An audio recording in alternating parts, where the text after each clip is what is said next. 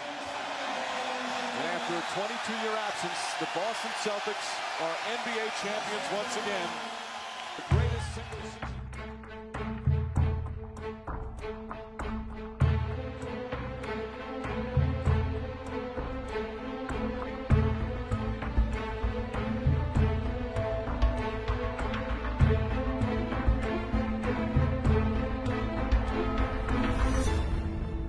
There is no greater rivalry in basketball than Lakers-Celtics. Just mentioning the two in the same sentence brings back a lot of memories. Bill Russell vs. Elgin Baylor, John Havlicek vs. Jerry West, Magic vs. Bird. I mean, iconic shots and hanging banners crowd the chapters of Lakers-Celtics history. The two winningest basketball franchises ever have met in the NBA Finals 12 times. 7 of those matchups happened before Kobe Bryant was even born. He was only 9 when the Lakers prevailed over Boston in 1987, the last time they'd meet for over 20 years. But by 2010, Kobe's legacy would be immortalized within the greatest basketball rivalry ever.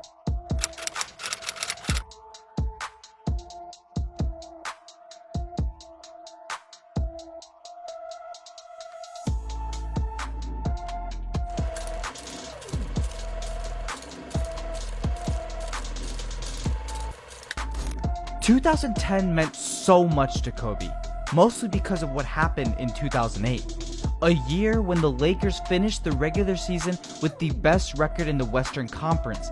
Obviously, Lakers fans were convinced it was their year, but the hype reached another level when Los Angeles dismantled the Spurs en route to their first finals since Shaq was in town. Yes, those Spurs, the same franchise who won 5 rings together in under 2 decades. The Lakers beat them in 5 games. Within 24 hours, the excitement would skyrocket when the Boston Celtics won the East and beat the same Pistons team that ended the Shaq era. The stage was set for a 2008 Lakers-Celtics finale. It kind of gets ingrained in you, and it's different. It's different playing the Celtics. It just is. I mean, we developed a rivalry and a hate for the Detroit Pistons as well, but it was a different kind of rivalry, a different kind of hate. There wasn't a history behind it. Los Angeles was ready for 2008. Bryant was poised to destroy the myth that he needed a superstar to win a ring. But the Celtics weren't going to roll over. The Lakers flew to Boston for Game 1 and received a rude awakening. Behind a raucous TD Garden and a well-balanced offensive attack, the Celtics took Game 1 by double digits. The spotlight belonged to Paul Pierce, the star of the infamous wheelchair game. With 6:49 left in the third quarter, teammate Kendrick Perkins landed awkwardly on the Truth's foot. Pierce went down immediately, grabbing his knee. As he writhed on the floor, a hushed demeanor fell in the stadium.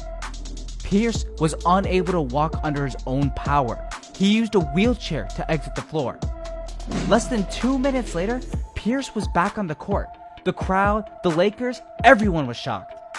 4 minutes after his scary injury, Pierce scored 6 straight points to give the Celtics all the momentum and eventually the game. The Lakers came out determined to win Game 2, but in a trend that continued throughout the series, they'd start fast before falling flat. They would go down 2-0 heading back to LA. Game 3 became a must-win. With their backs against the wall, Kobe took over.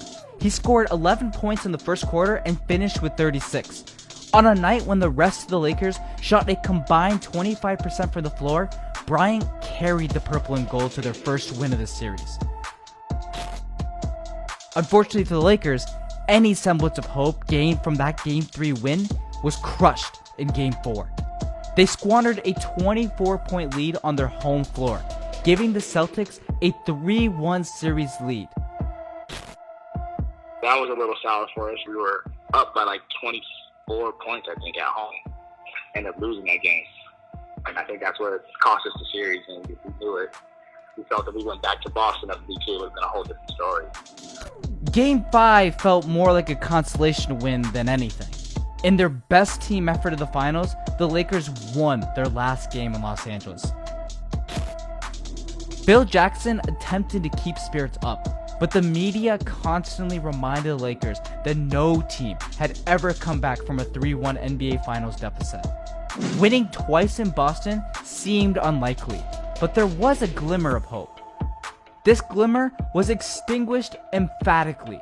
Game 6 of the 2008 Finals will live in infamy for Lakers fans forever. Los Angeles was outplayed in every facet of the game. The Celtics scored at will and suffocated the Lakers' offense. It was an end-to-end beatdown. The Lakers walked off the floor with heads hanging as green and white confetti rained down. For a competitor like Kobe Bryant, the loss was soul-crushing. His detailed memory of the loss would haunt him for 2 years. Kobe said, "It was a tough 2 years in between. I remember when we were losing, they played that song, that Journey song, and the whole arena started singing that song, and I hated that damn song for 2 years. Seriously, man. But I listened to that song every single day because it just reminded me of that feeling." In his final post-game interview of 2008, Bryant was reminded of his individual accolades, but the 2008 MVP let those reporters know that in his eyes, this was a lost season. Kobe said the goal was to win a championship. It wasn't to win MVP or anything like that. It was to win a championship. So in that aspect, we failed. Kobe was never one to hang his head and mope. He went right back to work. Coming off of the 08 loss, so, to start the season 08-09, the level of intensity in practice, the way we pushed each other to get better, the way the second team would challenge the first team, and vice versa, those are the memories that stick out the most. The Lakers marched through the following season with vengeance. A finals berth and a rematch with the Celtics wasn't the only thing the Lakers wanted. They needed to dispel the theory that the team was soft, easily bullied, and melted under pressure. We're hoping for that rematch, and I think in our locker room, when they played that finals again, I wasn't there, but they were, the Lakers were labeled as kind of soft, and people felt like they got pushed around. So definitely that second go around, it was a big mantra and thing for our guys to not get pushed around and not get punked. Obviously, the Lakers could not get their revenge in 2009. The Celtics were knocked out by the champions of the Eastern Conference, the Orlando Magic. Los Angeles would win its 4th trophy of the decade, but it was more bitter than sweet. The Lakers couldn't enjoy it with the taste of 08 lingering in their mouths. The revenge matchup would have to wait. We weren't really disappointed to not play the Celtics because it didn't matter to us. The next year, though, I feel like it mattered because we were destined to match up against them. There was just no way around it. For Bryant and the team to redeem themselves, they knew there was only one path: defeating the Boston Celtics on the biggest stage. Pau Gasol was good, very good. He was undoubtedly a top 15 player for much of the 2000s. He's one of the most underappreciated perennial all-stars of all time.